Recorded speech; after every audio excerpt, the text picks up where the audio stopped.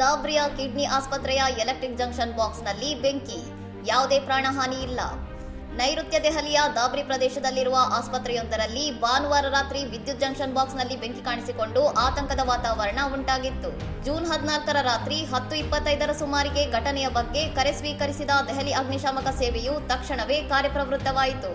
3 ಅಗ್ನಿಶಾಮಕ ದಳದ ವಾಹನಗಳು, 1 ನೀರಿನ ಬೌಸರ್ ಮತ್ತು ಅಗತ್ಯ ಸಿಬ್ಬಂದಿಯೊಂದಿಗೆ ರಕ್ಷಣಾ ತಂಡವು ಸ್ಥಳಕ್ಕೆ ಧಾವಿಸಿ ಬೆಂಕಿಯನ್ನು ನಿಯಂತ್ರಣಕ್ಕೆ ತಂದಿದ್ದಾರೆ. ಅದೃಷ್ಟವಶಾತ್ ಈ ಅವಘಡದಲ್ಲಿ ಯಾವುದೇ ಸಾವು ನೋವು ಸಂಭವಿಸಿಲ್ಲ ಎಂದು ಅಧಿಕಾರಿಗಳು ದೃಢಪಡಿಸಿದ್ದಾರೆ. ಆಸ್ಪತ್ರೆಯಲ್ಲಿದ್ದ ರೋಗಿಗಳು ಮತ್ತು ಸಿಬ್ಬಂದಿ ಸುರಕ್ಷಿತವಾಗಿದ್ದು, ಅಗ್ನಿಶಾಮಕ ದಳದ ತ್ವರಿತ ಕಾರ್ಯಾಚರಣೆಯಿಂದ ಹೆಚ್ಚಿನ ಅನಾಹುತ ತಪ್ಪಿದೆ. ಎಲೆಕ್ಟ್ರಿಕ್ ಜಂಕ್ಷನ್ ಬಾಕ್ಸ್ನಲ್ಲಿ ಸಂಭವಿಸಿದ ಶಾರ್ಟ್ ಸರ್ಕ್ಯೂಟ್ ಬೆಂಕಿಗೆ ಕಾರಣವಿರಬಹುದು ಎಂದು ಶಂಕಿಸಲಾಗಿದ್ದು, ಹೆಚ್ಚಿನ ತನಿಖೆ ನಡೆಯುತ್ತಿದೆ. ಇನ್ನಷ್ಟು ಸುದ್ದಿಗಳಿಗಾಗಿ ನೋಡ್ತಾ ಇರಿ ಸೌರಂ ಟಿವಿ.